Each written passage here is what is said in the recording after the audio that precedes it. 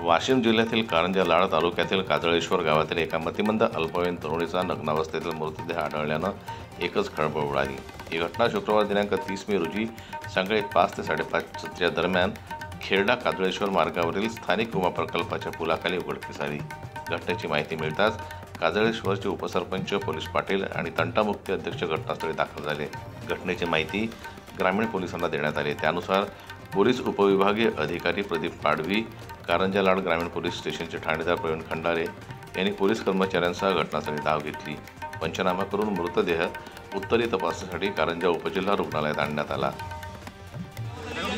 आमच्या या समाजामध्ये आदिवासी या समाजामध्ये सर आतापर्यंत याची घटना झालेली नाही आहे, पण आज या घटनेचं सगळ्यांना माहिती झालेलं आहे। और या माहिती झाल्यावर एवढे जो कर्मचारी अधिकारी असून बी आपल्यावर आतापर्यंत लक्ष दिले नाही। आपण एवढं आमचे बाया काय ते भटकी समाज फिरतात सर, और गावोगावी जातात, इकडून कधी लेट होते, कधी कुठून येतात, कुठून जातात। या कारणाने आम्हाला न्याय भेटला पाहिजे और आमच्या या मुलीवर अत्याचार झालेला ते आरोपी पक्का सापडला पाहिजे। आम्हाला एवढंच तुमच्याकडून विनंती आहे। गावाचा नागरिक काल आमच्या गावामध्ये एका आदिवासी महिलेचा बलात्कार करून तिचा खून करण्यात आला। तिच्या डोक्यामध्ये दगड घालण्यात आले व ही जी घटना आहे ही घटना अतिशय दुर्दैवी आहे व देशाला लाजवणारी आहे। तर या गोष्टीकडे कोणी जात समाज न बघता आपण या गोष्टीकडे भारतीय नागरिक म्हणून पाहावं व या गोष्टीला समर्थन करावं व पोलिसांवर थोडा दबाव आणावा की त्यांनी चौकशी एकदम ठामपणे करावी। ती खेरड्यावरून येत असताना त्या ठिकाणी तिला कोणीतरी पकडलं आणि पकडून तिच्यावर बलात्कार केला। बलात्कार करून तिचं घोट्याने ठेचलं दगडाने आणि ठेचून त्या ठिकाणी पुलाखाली मारून टाकलं। अशा पद्धतीने अशी निर्गुण हत्या तिची झाली।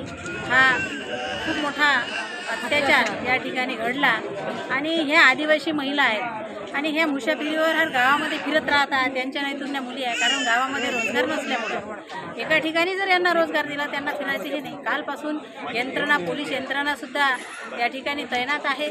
SP साहेबांनी सर्वांना आदेश देऊन त्या ठिकाणी 4-5 ठिकाणी त्यांनी तपास सुरू आहे। आज या ठिकाणी यांचं म्हणणं आहे की तो आरोपी सापडेपर्यंत आम्ही या ठिकाणी लाच उचलत नाही। हा आमच्यावर जो अन्याय झालेला आहे त्या अन्यायाला आम्हाला न्याय दिला पाहिजे, त्या ठिकाणी अशी मागणी आहे।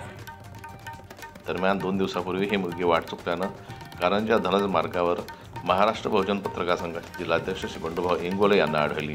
त्यावेळी त्यांनी ग्रामीण पोलीस स्टेशनला याची माहिती कळवली होती।